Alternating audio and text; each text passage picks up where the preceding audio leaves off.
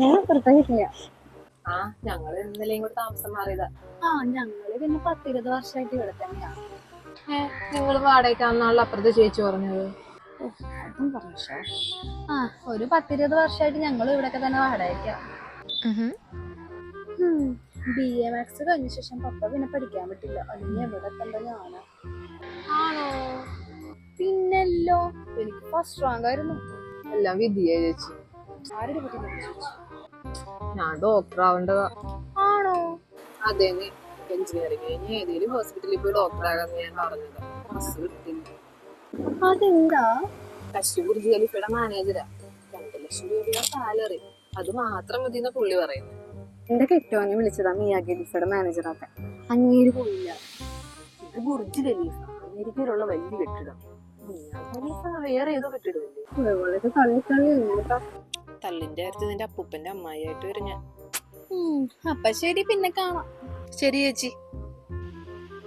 അതെ, ഈ പ്രായത്തിന് മൂത്തറിയാ ചേച്ചിന്ന് വിളിക്കുന്നത്, ഇളയവരെ അനിയത്തിന്ന് വിളിച്ചാൽ മതി.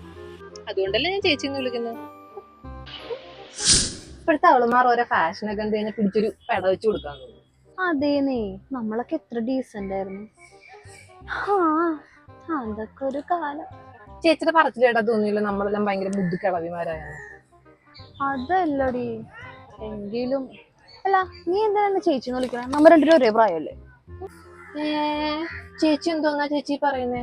ചേച്ചി എന്നേലും മൂത്തല്ലേ? ഞാൻ എങ്ങനെയാ ചേച്ചി? നമ്മൾ തമ്മിലിപ്പോ 1 മാസത്തെ വ്യത്യാസമില്ലേ? അതല്ലോ 1 ദിവസത്തെ വ്യത്യാസമാണെങ്കിൽ ഞാൻ ചേച്ചിനെ വിളിക്കത്തുള്ളൂ. എന്റെ വീട്ടുകാരെന്നെ അങ്ങനെ പഠിപ്പിച്ചേക്കുന്നത്. 1 മാസോ? ഞാൻ ഫെബ്രുവരി 28, നീ മാർച്ച് 1 അല്ലേ? ചേച്ചി ഫെബ്രുവരി 28, ഞാൻ മാർച്ച് 1. ഫെബ്രുവരി 28, 29, 30, 31, 5 ദിവസത്തെ മൂപ്പുണ്ട് ചേച്ചിക്ക്. അതെങ്ങനെ ഫെബ്രുവരിയില്? അതൊക്കെ വിട് ചേച്ചി, ചെറിയ കാര്യത്തിന് എന്തിനാ ഇങ്ങനെ സീരിയസ് ആവുന്നു?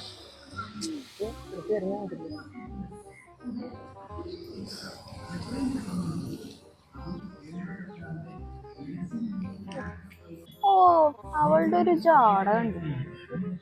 മോന്തേണ്ട ഭിത്തിരി പിടിച്ചിട്ട് ഓരോ കൊടുക്കാൻ തോന്നുന്നു. ഇങ്ങോട്ട് വരുന്ന സാധനം. നോക്കണ്ട, നോക്കടി.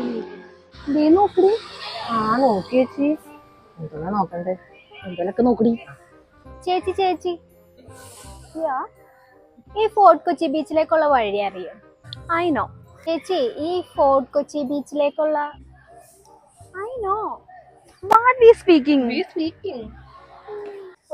അവളുടെ ഒരു ന്യൂജൻ കൊഞ്ചല് കണ്ടില്ലേ?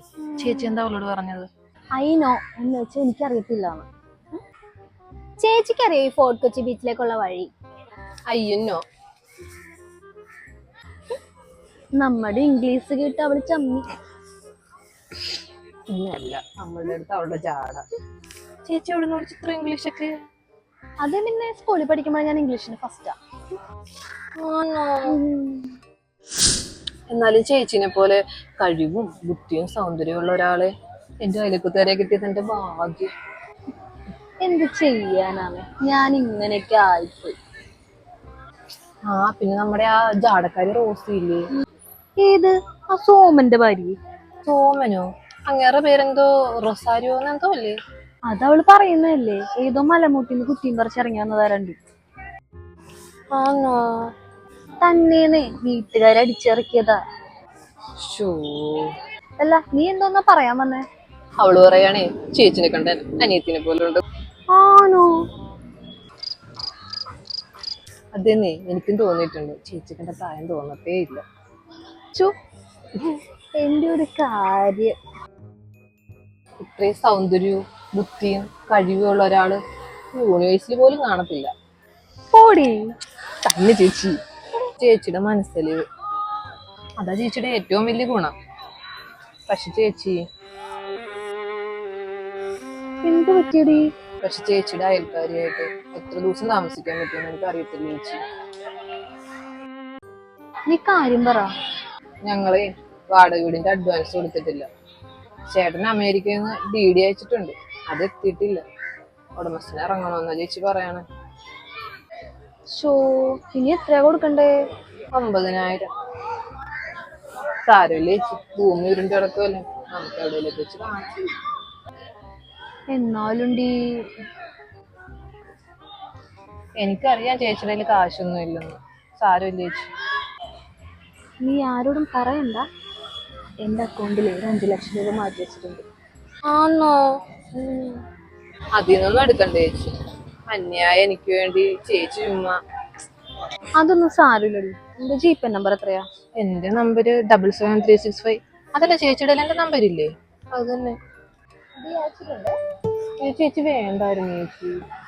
അതൊന്നും സാരില്ലടി. നിന്നെപ്പോലെ ഒരു ഫ്രണ്ടിനെ കിട്ടിയത് എന്റെ ഭാഗ്യം. ചേച്ചിനെ കിട്ടിയത് എന്റെ ഭാഗ്യം. അതെ ചേച്ചി, എനിക്ക് കുടുംബശ്രീയിൽ അത്യാവശ്യമായിട്ടൊരു അടി ഉണ്ടാക്കാം. ഞാൻ പോയിട്ട് വരാം. പാവം കൊച്ചി. ഇതൊരു സ്വർണ്ണ ഖനിയാ, ഇടയ്ക്കിടയ്ക്ക് കുഴിക്കാനുള്ള കഥയുണ്ട്.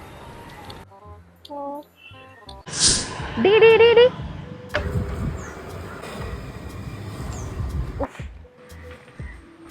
ഡി. ആ ചേച്ചിയാ? ഞാൻ വിളിച്ചത് നീ കേട്ടില്ലായിരുന്നു? ഇല്ല, കേട്ടില്ല. കേട്ടാ ഞാൻ നിൽക്കുമായിരുന്നോ? അല്ല, അത് വിട്. നീ എന്ത് മച്ച പൈസ മുഖത്ത് എന്തെങ്കിലും ട്രീറ്റ്മെന്റ് ചെയ്താ? ഇല്ല. 10 വയസ്സ് കുറവ് തോന്നിക്കണുണ്ടല്ലോ. ഞാനൊന്നും ചെയ്തില്ല. നമ്മളൊക്കെ എന്താ ഏകദേശം ഒരു പ്രായം പോലെ ഉണ്ട്. ഓടി. അത് പിന്നെ അല്ലെങ്കിൽ നമ്മളൊരു പ്രായമല്ലേ? ആണ്. അതൊക്കെ വിട്. എന്റെ കാശ് എവിടെ? ഏത് കാശ്? അല്ല, ഞാൻ പറഞ്ഞു വന്നത്. ഒന്നും പണയണ്ട. എന്റെ കാശ് ഇപ്പൊ വേണം. ചേച്ചിയുടെ ഒരു കാര്യം വന്നാൽ നമുക്ക് ഇരുന്ന് സംസാരിക്കാം. എന്താ പറയാം. എന്തോ പറയാനാ ചേച്ചി? ആകെ പ്രശ്നങ്ങളാ. അല്ലേലും ഞാനൊരു മണ്ടിയാ. ഞാൻ കാണിക്കുന്ന എല്ലാ മണ്ടത്തരങ്ങളാ. ഞങ്ങളുടെ നാട്ടിലെ കാശ് വാങ്ങിയിട്ട് തരാത്തതിന് പറ്റിപ്പെന്നാ പറയാ, അല്ലാണ്ട് മണ്ടത്തരം എന്നല്ല. അതല്ല ചേച്ചി, നില്ല.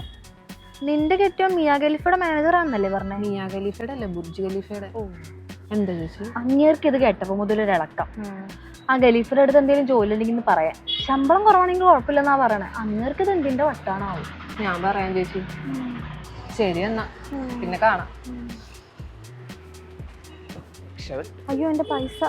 ഇടി എന്റെ ക്യാഷ്. അതല്ല ചേച്ചി, അങ്ങേര് അമേരിക്കന്ന് ഡിഡിയോ? 4 മാസമായിട്ട് ഡിഡി ഇവിടെ എത്തിയില്ലേ? ഡിഡി അയച്ച് എന്റെ കയ്യിലും കിട്ടി. എനിക്ക് താ. എന്ത്? ഡിഡി മാറ്റി കിട്ടിയ പൈസ.